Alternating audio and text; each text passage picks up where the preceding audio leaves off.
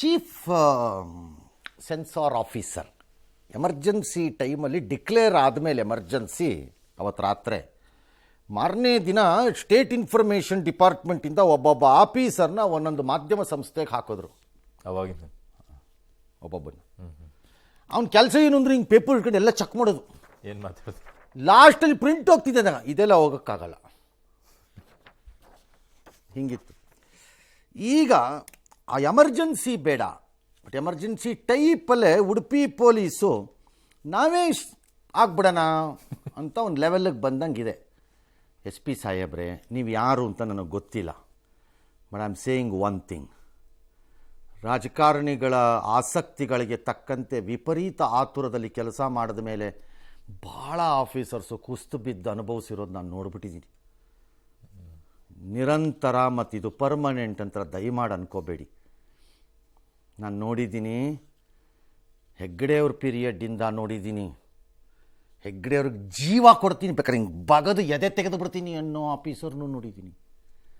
ಆಮೇಲೆ ಆಫೀಸರ್ಗಳಿಗೆ ಏನಾಯಿತು ಅನ್ನೋದನ್ನೂ ನೋಡಿದ್ದೀನಿ, ಬೇರೆದವ್ರ ಅಧಿಕಾರ ನೋಡಿದ್ದೀನಿ. ಬೇರೆಯವರು ಮತ್ತು ಅವ್ರು ಇದ್ದಾಗಲೇ ಬಳಸಿ ಮುಗಿದ ಮೇಲೆ ಏನಾಗಿದೆ ಅನ್ನೋದನ್ನು ನೋಡಿದ್ದೀನಿ.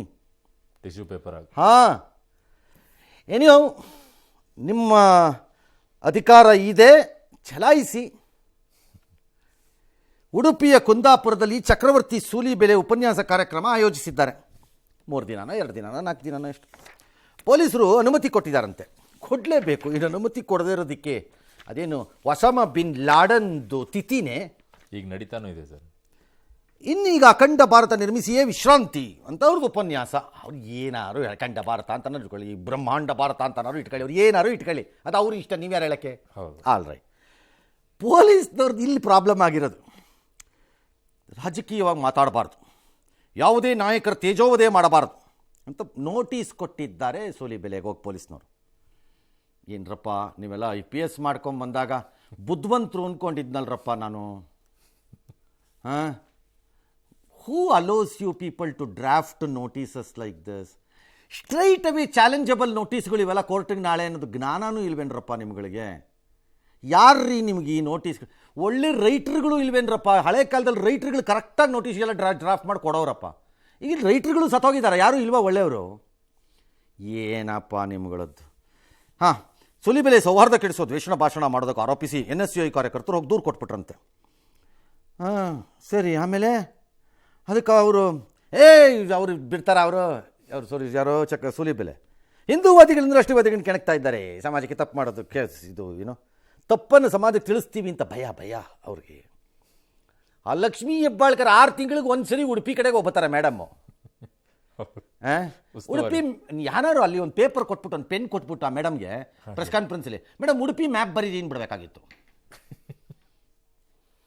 ಯಾವನಾರು ಮಾಡಬೇಕಾಗಿತ್ತು ಅವ್ರಿಗೆ. ಇವತ್ತು ಎಲ್ಲಿ ಬರುತ್ತೆ ಮೇಡಮ್, ನೀವು ಉಸ್ತುವಾರಿ ತಾನೆ, ಕರ್ನಾಟಕದ ಮ್ಯಾಪ್ ಬರೆದ್ಬಿಟ್ಟು ಉಡುಪಿ ಎಲ್ಲಿದೆ ಮತ್ತು ಉಡುಪಿ ಮ್ಯಾಪನ್ನು ಸಪ್ರೇಟಾಗಿ ಬರ್ಕೊಡಿ ಮೇಡಮ್, ಅದ್ರ ಮೇಲೆ ಆಟೋಗ್ರಾಫ್ ಹಾಕ್ಕೊಡಿ ಮೇಡಮ್, ಇಟ್ಕೊತೀನಿ ಕೇಳ್ಬಿಡ್ಬೇಕಾಗಿತ್ತು.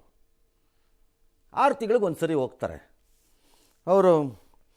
ಏನದ ಅವರು ಸೂಲಿಬೆಲೆ ಸುಳ್ಳಿನ ಚಕ್ರವರ್ತಿ. ನಿಮ್ಮ ಪಕ್ಷದಲ್ಲಿ ಏನು ಅಲ್ಲಿ ಡೆಲ್ಲಿಲಿ ಕೂತ್ಕೊಂಡು ಫ್ಯಾಕ್ಟ್ರಿ ಟೈಪ್ ಸುಳ್ಳು ಹೇಳ್ತೀರಿ ಭಾಳ ಜನ. ಅಯ್ಯೋ ಗ್ರಾಚಾರಕ್ಕೆ. ಆಯ್ತು ರೀ. ಇನ್ನು ಅದಕ್ಕೆ ಅವರು ಕೌಂಟ್ರು, ಸುಮ್ಮನೆ ಕುಕ್ಕರ್ ಥರ ಸೀಟಿ ಹೊಡಿಬೇಡ್ರಿ ಅಂತ. ಕುಕ್ಕರ್ ಏಕೆ? ಓಯ್ ಮೇಡಮ್ ಕುಕ್ಕರ್ ಕೊಟ್ಟಿದ್ರು ಎಲೆಕ್ಷನ್ ಟೈಮಲ್ಲಿ ಅಂತ ಆರೋಪ. ಅದಕ್ಕೆ ಅದನ್ನೇನು ಭಾಳ ಗೌಪ್ಯವಾಗಿ ಹೇಳೋದು, ಡೈರೆಕ್ಟಾಗಿ ಹೇಳ್ಬೋದಲ್ಲ. ಎಸ್, ಇನ್ನೀಗ ಅಖಂಡ ಭಾರತ ನಿರ್ಮಿಸಿ ವಿಶ್ರಾಂತಿ ಎಂಬ ವಿಷಯಕ್ಕೆ ಸಂಬಂಧಪಟ್ಟಂತೆ ಅದರ ವ್ಯಾಪ್ತಿಯಲ್ಲೇ ಮಾತ್ರ ಉಪನ್ಯಾಸ ನೀಡುವುದು ಹೊರತು ಬೇರೆ ರಾಜಕೀಯ. ಈ ಸರ್ಕಾರ ಬಂದಾಗ್ಲಿಂದ ಹಿಂದೂವಾದಿಗಳನ್ನ ಮತ್ತು ರಾಷ್ಟ್ರೀಯವಾದಿಗಳನ್ನ ಅವರಿಗೆ ಕಿರಿಕಿರಿ ಮಾಡುವಂತ ಪ್ರಯತ್ನ ಮಾಡಿಯೇ ಮಾಡ್ತಾರೆ ಅಂತ ಎಲ್ರಿಗೂ ಗೊತ್ತಿತ್ತು. ಆದ್ರೆ ಒಂದು ಇಡೀ ಸರ್ಕಾರಕ್ಕೆ ಒಂದು ಹೆದರಿಕೆ ಇದೆಯಲ್ಲ, ಅವ್ರು ಮಾಡುತ್ತಾ ಇರುವಂತ ತಪ್ಪುಗಳು ಎಷ್ಟಿದೆ ಅಂತಂದ್ರೆ ಈ ತಪ್ಪುಗಳನ್ನ ಸಮಾಜಕ್ಕೆ ಯಾರಾದರೂ ತಿಳಿಸ್ಬಿಡ್ತಾರೆ ಅನ್ನುವಂತ. ಅವ್ರು ಬಾಯಿ ತೆಗೆದ್ರೆ ರಾಮಾಯಣ ಅಂತ ಹೇಳ್ತಾರೆ, ಭಗವದ್ಗೀತೆ ಅಂತ ಹೇಳ್ತಾರೆ, ಮಹಾಭಾರತ ಅಂತ ಹೇಳ್ತಾರೆ. ಆದ್ರೆ ಅವ್ರು ಬಾಯಿ ತೆಗೆದ್ರೆ ಅವ್ರು ಸುಳ್ಳನ್ನೇ ಎಷ್ಟು ಯಾವ ಪ್ರಮಾಣದಲ್ಲಿ ಮಾತನಾಡ್ತಾರಂತ ಇಡೀ ಕರ್ನಾಟಕ ರಾಜ್ಯದ ಜನರಿಗೆ ಗುರ್ತು. ಹೇಳ್ತಾರಲ್ಲ, ಫ್ಯಾಕ್ಟ್ ಚೆಕ್ ಮಾಡಿ ಸುಳ್ಳು ಹೇಳಿದ್ರೆ ಇದು ಗೊತ್ತಾಗುತ್ತೆ. ಜನರು ಫ್ಯಾಕ್ಟ್ ಚೆಕ್ ಮಾಡಿದ್ರೆ ಆಯ್ತಪ್ಪ. ಅವ್ರೇನ್ ಮಿಸ್ಟರ್ ಚಕ್ರವರ್ತಿ, ಲುಕ್, ನೀನು ಹೇಳಿದ್ದಿದು ಇದು ಸತ್ಯ. ಈಗ ನಮ್ಮಲ್ಲೆಲ್ಲ ಈ ವಿಜುವಲ್ಸ್ ಎಲ್ಲ ಬಂದಾಗ ಫ್ಯಾಕ್ಟ್ ಚೆಕ್ ಮಾಡ್ತಾರೆ. ಹೌದು, ಹಂಗೆ ಮಾಡಿ ಯಾವನ್ ಬೇಡ ಅಂದಿರೋ ನಿಮ್ಮನ್ನ. ಅದೊಂದು ಅವಕಾಶ ಇದ್ದೇ ಇದೆ. ಬಟ್ ಸಂವಿಧಾನದ ಬಗ್ಗೆ ಮಾತಾಡುವಂತ ಸರ್ಕಾರ ಕಾಮನ್ ಸೆನ್ಸ್ ಅನ್ನೋದು ಪೊಲೀಸ್ ಡಿಪಾರ್ಟ್ಮೆಂಟ್ಗೆ ಇರಬೇಕು. The honourable DG, you are an experienced hand. I don't ask your home minister. ನಿಮ್ಮ ಹೋಮ್ ಮಿನಿಸ್ಟರ್ ಪರಿಸ್ಥಿತಿ ಚೆನ್ನಾಗಿಲ್ಲ. ಹೂ ಆರ್ ಯು ಪ್ಯಾರಾಮೀಟರ್ನ ಡಿಸೈಡ್ ಮಾಡೋಕ್ಕೆ? ವಾಕ್ ಸ್ವಾತಂತ್ರ್ಯವನ್ನೇ ಅದು ಆಮೇಲೆ ಬರೋಣ. ನೀವು ಯಾರು? ಓಕೆ, ಒಂದು ವೇಳೆ ಕೇಳೋದಾದರೆ ಒಂದು ಮನವಿ ಸೂಕ್ಷ್ಮವಾಗಿದೆ, ನಮ್ಮ ಜೊತೆ ಸ್ವಲ್ಪ ಕೋಆಪರೇಟ್ ಮಾಡಿ ಇರಿ.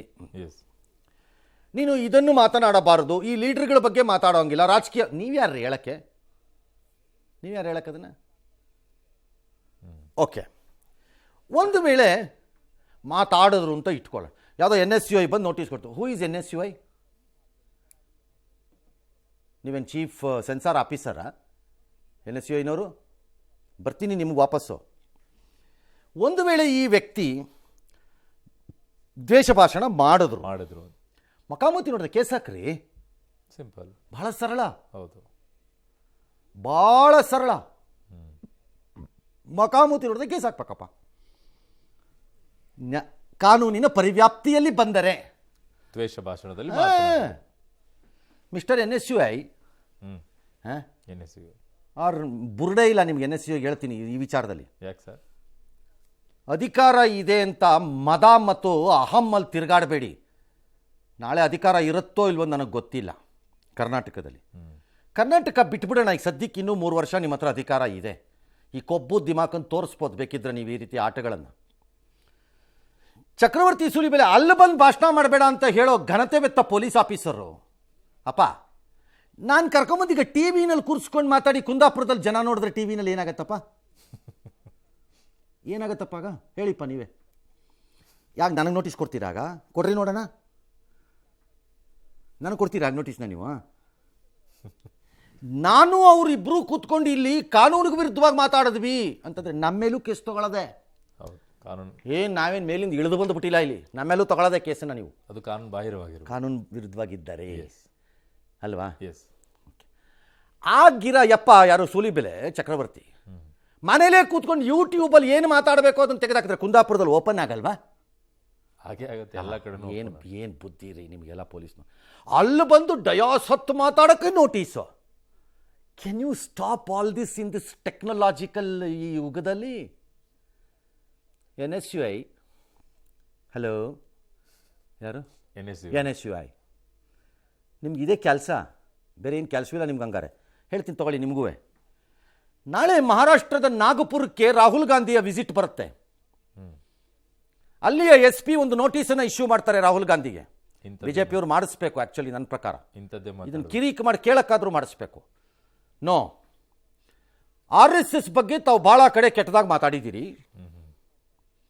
ತಾವು ವೀರ್ ಸಾವರ್ಕರ್ ಬಗ್ಗೆ ಭಾಳ ಅವಹೇಳನಕಾರಿಯಾಗಿ ಮಾತಾಡಿದ್ದೀರಿ. ಹಾಗಾಗಿ ಇಲ್ಲಿಯ ಜನರಲ್ಲಿ ರೋಷ ಇದೆ.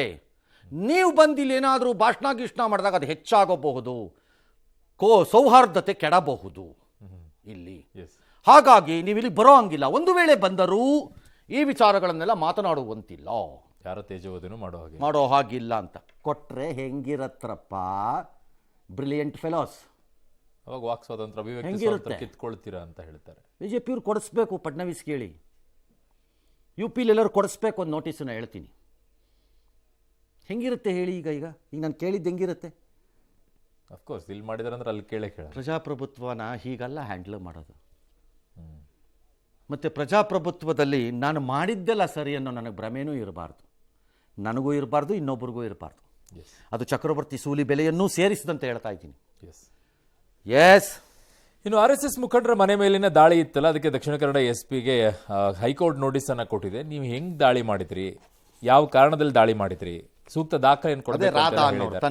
ಅವತ್ತೇ ಕೇಳಿದೆ ನಾನು ಇದನ್ನ. ಅವ್ರು 20 ಲಕ್ಷ ರೂಪಾಯಿ ನೀವು ಇರ್ಲಿಲ್ವೇನೋ? ನಾನು ಅವತ್ತೇ ಕೇಳಿದೆ, ನೈಟ್ ಯಾಕೆ ಹೋದ್ರಿ ಅಂದೆ. ಏನಕ್ಕೆ ಹೋದ್ರಿ ನೀವು ನೈಟಲ್ಲಿ ಅಲ್ಲಿಗೆ? ಅಂತ ಅರ್ಜೆನ್ಸಿ ಏನಿತ್ತು ನಿಮ್ಮ ಹತ್ರ ನೈಟಲ್ಲಿ ಹೋಗೋಕ್ಕೆ? ಓಕೆ, ಅವ್ರ ಮೇಲೆ ವಾರಂಟ್ ಇತ್ತು, ಎಸ್ಕೇಪ್ ಆಗಿಬಿಡ್ತಾರೆ ಅಂದ್ರೆ ಹೋಗಿ ಕರ್ಕೊಂಬಂದ್ಬಿಡ್ಬೇಕಾಗಿತ್ತು. ಏನೂ ಇರಲಿಲ್ಲ. ಏನಕ್ಕೆ ಹೋದ್ರಿ ನೀವು ನೈಟಲ್ಲಿ ಅಂತ ಕೇಳಿದೆ. ಇದನ್ನೇ ಹೇಳೋದು, ಯಾವನೋ ಚುಚ್ಕೊಡ್ತಿದ್ದಾನೆ ಅಂತ ನಾನು ಕೆಳಗಡೆ ಇರೋ ಹಂತದ ಆಫೀಸರ್ಸ್ಗೆ ಬೈಯಕ್ಕೆ ಹೋಗಲ್ಲ. ಯಾಕಂದರೆ ಪಾಪ ಅವ್ರುಗಳು ಆರ್ಡ್ರನ್ನ ಫಾಲೋ ಮಾಡ್ತಾರೆ ಅಷ್ಟೇ. ಅವ್ರು ಏನು ಮಾಡ್ತಾರೆ ಪಾಪ, ಮೇಲ್ಗಡೆ ಇರೋರು ನೀವು ಅತಿಯಾಗಿ ಮಾಡೋಕ್ಕೆ ಹೋದರೆ ತಗಲಾಕ್ಕೊಂಡ್ರೆ ಏನಾಗತ್ತೆ ಅನ್ನೋದನ್ನು IPSನವ್ರು ಇನ್ ಪರ್ಟಿಕ್ಯುಲರ್ಲಿ ಈಗ ತೆಲಂಗಾಣ, ಆಂಧ್ರ ಇಲ್ಲೆಲ್ಲ ಆಗ್ತಾ ಇರೋದು ನೋಡ್ಕೊಳ್ಳಿ. ನಿಮಗೆ ಗೊತ್ತಿರುತ್ತಲ್ಲ IPS ಅಂದರೆ, ಇನ್ಫಾರ್ಮೇಶನ್ ಬಂದೇ ನಿಮಗೆ ಗೊತ್ತಿರಲ್ವಾ ಪೊಲಿಟಿಕಲಿ ಮಾಡೋಕ್ಕೋಗಿ ಹೆಂಗೆ ತಗಲ್ಕೊಂಡಿದ್ದಾರೆ ಅಂತ. ಏನು ಯಾಕಪ್ಪ ಹೋಗ್ಬೇಕಾಗಿತ್ತು ಅವ್ರ ಮನೆಗೆ ನೈಟಲ್ಲಿ? ಈಗ ಹೈಕೋರ್ಟ್ ಕೇಳಿದೆ, ಉತ್ತರ ಕೊಡಿ, ನಮ್ಗೇನು ಗೊತ್ತು ಹೈಕೋರ್ಟ್ ಏನು ಹೇಳುತ್ತೋ ಏನೋ. ಅವ್ರು ಏನಾದ್ರು ಹೇಳಿ, ಏನಕ್ಕೆ ಬೇಕು ಅಂತ ನಾನು ಕೇಳೋದಿವೆಲ್ಲ ಅನವಶ್ಯಕವಾಗಿ. ಏನು ಇದರಿಂದ DK ಶಿವಕುಮಾರ್ಗೆ 8 ಅಸೆಂಬ್ಲಿ ಸೀಟ್ ಆ್ಯಡ್ ಮಾಡ್ತಾ ಇತ್ತು. ಆ ಲಕ್ಷ್ಮೀ ಹೆಬ್ಬಾಳ್ಕರ್ ಇಷ್ಟು ಮಾತಾಡ್ತೀರಲ್ಲ ಮೇಡಮ್, ಆ ಉಡುಪಿ ಸೀಟ್ ಗೆಲ್ಲಿಸ್ರಿ ನೋಡೋಣ ನೀವು ಕಾಂಗ್ರೆಸ್ಗೆ. ಓಲಿ ನೆಕ್ಸ್ಟ್ ಎಲೆಕ್ಷನ್ ಗೆಲ್ಲಿಸದಿದ್ದರೆ ನಾನು ಬೆಳಗಾವಿಯಲ್ಲಿ ಗೆಲ್ಲುವ ಸೀಟನ್ನು ರಾಜೀನಾಮೆ ಕೊಡುತ್ತೇನೆ ಅಂತ ಹೇಳಿ ನೋಡೋಣ. ಅದೇ ಹೇಳಿ ನೋಡ್ತೀರಿ. ಮತ್ತು ಏನು ಲಾಭ ಇದರಿಂದ? DK ಶಿವಕುಮಾರ್ಗೆ ಲಾಭ ಏನು? ಅವ್ರ ಮನೆಗೆ ರಾತ್ರಿ ಹೋಗ್ಬಿಟ್ಟು ನೀವು ಬಾಗ್ಲಾಕೊಂಬಂದ್ಬಿಟ್ರೆ ಭಯ ಪಡಿಸೋದಲ್ಲ ಸರ್. ಎಸ್, ಮುಂದಕ್ಕೆ ಹೋಗೋಣ. ಸರ್ಕಾರಿ ವಸತಿ ಯೋಜನೆಗಳಲ್ಲಿ 15% ಮೀಸಲಾತಿ ಇತ್ತಲ್ಲ, ಸರ್ಕಾರ ವಿರುದ್ಧ ಬಿಜೆಪಿ ನಾಯಕರೆಲ್ಲ ಕಿಡಿಕಾರಿದ್ದಾರೆ. ನಾವು ಅಲ್ಪಸಂಖ್ಯಾತರ ವಿರೋಧಿಗಳೇನಲ್ಲ, ಬಟ್ ಯಾಕೆ ಹಿಂಗೆಲ್ಲ ಮಾಡಿದ್ದೀರಾ ಅಂತ ಉತ್ತರವನ್ನು ಕೊಡಿ. ಕೇಂದ್ರ ಸರ್ಕಾರದ 15% ಅಂತಾರೆಲ್ಲ ಮೆನ್ಷನ್ ಹಾಕಿದಾರಂತೆ ಪ್ರಧಾನಮಂತ್ರಿ ಆವಾಸ್ ಇದು ಯೋಜನೆ. ಕೂಡ 2019ರಲ್ಲೇ ಮಾಡಿದ್ರು ಅಂತ ಹೇಳ್ತಾ ಇದ್ದಾರೆ ಸರ್ ಈ ಸಮಿತಿಯಲ್ಲಿ. ಅದೇ ಮಾಡಿದ್ದಾರೆ ಅಂತ ಇವ್ರು ಹೇಳ್ತಿದ್ದಾರೆ. ನಂದು ಪಾಯಿಂಟ್ ಅದಲ್ಲ. ವೆನ್ DK ಸೇಸ್ ಕಟ್ಟಿರೋ ಮನೆ ಅವನು ತಗೊಳ್ಳೋನಿಲ್ಲ ಅಂತ, ಹೌದು, ಅದನ್ನು ರಿಸರ್ವೇಷನ್ ಅಲ್ಲಿ ಯಾಕಪ್ಪ ಕೊಡಬೇಕು? ಜನರಲ್ಲೂ ಕೊಟ್ಬಿಡಿ, ಖಾಲಿ ಇದ್ರೆ ಮನೆಗಳು. ಹೇಳಿ ಓಪನ್ ಆಗಿ ತಗೊಳ್ಳೋರು ಮುಸ್ಲಿಮು ತಗೊಳ್ಳಿ, ಬ್ರಾಹ್ಮಣರು ತಗೊಳ್ಳಿ, ಕುರುಬರು ತಗೊಳ್ಳಿ, ಗೌಡ್ರು ತಗೊಳ್ಳಿ, ಓಪನ್ ಮಾಡಿಬಿಡಿ. ಅದಕ್ಕೆ ರಿಸರ್ವೇಷನ್ ಯಾಕೆ ಅದಕ್ಕೆ? ಎಸ್. ಇನ್ನು ರಾಜ್ಯ ಬಿಜೆಪಿಯಲ್ಲಿ ಭಿನ್ನಮತ ಸಿಕ್ಕಾಪಟ್ಟೆ ಆಗಿದೆ. ಬಿಜೆಪಿಯಲ್ಲಂತೂ ಈಗ ಅದಕ್ಕೇನೋ ಸ್ವಲ್ಪ ತಣ್ಣಗೆ ಮಾಡುವಂತ ಎಲ್ಲ ಪ್ರಯತ್ನ ಮಾಡ್ತಾ ಇದ್ದಾರೆ. ಬಟ್ ಸೋಮಣ್ಣ ಅವ್ರ ಮೇಲೆ ಆರೋಪ, ನೀವೇ ಎಲ್ಲ ಕುತ್ಕೊಂಡ್ಬಿಟ್ಟು ಮಾಡ್ಬಿಟ್ಟಿದ್ದಾರೆ ಹಿಂಗಂತೇಳಿ. ಚೇಚೆ ನಾನೆಲ್ಲ ಅದಕ್ಕೆ ಹೋಗಿಲ್ಲ, ನಾನು ಅದಕ್ಕೆ ಕೈಯೆಲ್ಲ ಹಾಕಿಲ್ಲ ಅಂತ ಅವ್ರು ಹೇಳ್ತಾರೆ. ಸೋಮಣ್ಣ ಒಂದೊಂದು ಸರ್ತಿ ಎಲ್ಲ ಒಳ್ಳೇದಾಗ್ತಿದ್ದಾಗ ಸಾಗರದ ಕಡೆಗೆ ಹೋಗಿ ಹುಡುಕೊಂಬಂದು ಬೆತ್ತ ತಗೊಂಬಂದು ಹೊಡ್ಕತ್ತಾರೆ. ಇರುವೆ ಬಿಟ್ಕೊಂಡ್ಬಿಡ್ತಾರೆ. ಇರುವೆ ಬಿಟ್ಕೊಳ್ಳಲ್ಲ, ಬೆತ್ತ ಅವ್ರು ಅಲ್ಲೇ ಹೋಗಿ ಸಾಗರದ ಕಡೆ ಅಲ್ಲಿ ಒಳ್ಳೆ ಬೆತ್ತಗಳು ಸಿಗತ್ವೆ. ಹಿಂಗಂದ್ರೆ ಇದನ್ನತ್ತದ ಹಂಗೆ ಬೆತ್ತ ತಗೊಂಬಂದು ಹೊಡ್ಕತ್ತಾರೆ. ಬೇಕಾಗಿರ್ಲಿಲ್ಲ ಇದು ಸುಮ್ಮನೆ. ನಾನು ಹೇಳಿದ್ದೆ ಅಷ್ಟೇ, ಭಾಳ ಎಕ್ಸ್ಪರ್ಟ್ ಅದರಲ್ಲಿ. ಆಯ್ತಲ್ಲ ಸರ್? ಎಸ್. ಈ ಕಡೆ ಯಡಿಯೂರಪ್ಪನವರು ಅಮಿತ್ ಶಾ ಅವ್ರನ್ನ ಭೇಟಿಯಾಗಿ ಮಾತಾಡಿದ್ದಾರೆ. ಆಗ್ಲೇ ಬಿಡ್ರಿ, ನಮ್ಗೇನು ಹೋಗ್ಬೇಕು. ಸಚಿವ ಕುಮಾರಸ್ವಾಮಿ ಮತ್ತೆ DCM DK ಶಿವಕುಮಾರ್ ನಡುವೆ ಬಟ್ಟೆ ಫೈಟ್ ಜೋರಾಗ್ಬಿಟ್ಟಿದೆ. ಯಾಕೆ ಅಂತಂದ್ರೆ 2028ರಲ್ಲಿ ನಾವು ಅಧಿಕಾರಕ್ಕೆ ಬರ್ತೀವಿ ಅಂತ ಕುಮಾರಸ್ವಾಮಿ ಹೇಳಿದ್ರಲ್ಲ, ಅದಕ್ಕೆ ನಾನೇ ಬಟ್ಟೆ ಹೊಲಿಸ್ತೀನಿ ಅಂದ್ರೆ ಅವ್ರ ಭ್ರಷ್ಟಾಚಾರ ದುಡ್ಡಲ್ಲಿ ನಾನು ಯಾಕೆ ಬಟ್ಟೆ ತಗೋಬೇಕ್ರಿ ಅಂತ ಕುಮಾರಸ್ವಾಮಿ ಅವ್ರ ಮಾತು. ಅಯ್ಯೋ ಬಿಡ್ರಪ್ಪ, ಯಾಕೆ ಇಬ್ಬರು ಬಟ್ಟೆ ಹೊಲಿಸ್ಕೊಳ್ಳೋ ಸ್ಟೇಜಲ್ಲಿ ಇಲ್ಲ. ನೀವು ಪ್ಯಾಂಟ್ ಹಾಕೋದು ಬಿಟ್ಬಿಟ್ಟು ಪಂಚೆಗೆ ಹೋಗಿದ್ದೀರಂತ, ನಿಮ್ಗೆ ಏನು ಬಟ್ಟೆ ಕೊಡ್ಸೋದು? ಪಂಚೆ ಕೊಡಿಸ್ತಾರೆ. ಆಯ್ತು, ಅವ್ರಿಗೆ ಶರ್ಟ್ ಕೊಡ್ಸೋಣ ಅಂದರೆ ಅವ್ರ ಶರ್ಟಿನ ಅವ್ರು ಇಷ್ಟ ಬಂದಂಗೆ ಹಾಕೊಂಡು ಹೋಗ್ತಾ ಇರ್ತಾರೆ. ನೋಡಿಲ್ವ ಅವ್ರು ಹೆಂಗೆ ಹಾಕೊಂಡು ಹೋಗ್ತಾರೆ ಅಂತ? ಇತ್ತೀಚೆಗೆ ಒಂದು ಶಾಲು ಪೀಲು ಟೀ ಎಲ್ಲ ಹಾಕೊಳ್ಳೋದು ಕಲ್ತ್ಬಿಟ್ಟಿದ್ದಾರೆ. ನಿಮ್ಮಿಬ್ಬರದು ಏನು ಭಾಳ ದೊಡ್ಡ ಬಟ್ಟೆ ಮೋಹ ಇದ್ದಂಗೆ ಕಾಣಿಸ್ತಿಲ್ಲ. ಈಗ DKಗೆ ಒಂಚೂರು ಬಂದಂಗಿದೆ. ಹಾಗಾಗಿ ನೀವು ತಗೊಳ್ಳಿ ಸುಮ್ಮನೆ, ಬೇರೆಯವ್ರೆ ಒಬ್ರಿಗೊಬ್ರು ಕೊಡ್ಸೋಕೆ ಹೋಗ್ಬೇಡಿ. ಆಮೇಲೆ ಇನ್ನೂ ಇದು ಸೈಜು ಗೀಸು ಎಲ್ಲ ಪ್ರಾಬ್ಲಮ್ ಆಗುತ್ತೆ. ಒಂದು ವಿರಾಮ ತಗೊಂಡು ಅಲ್ವೇ? ಹೌದು ಸರ್, ಪ್ರಾಬ್ಲಮ್ ಆಗುತ್ತೆ. ಹಾಂ, ಎಸ್.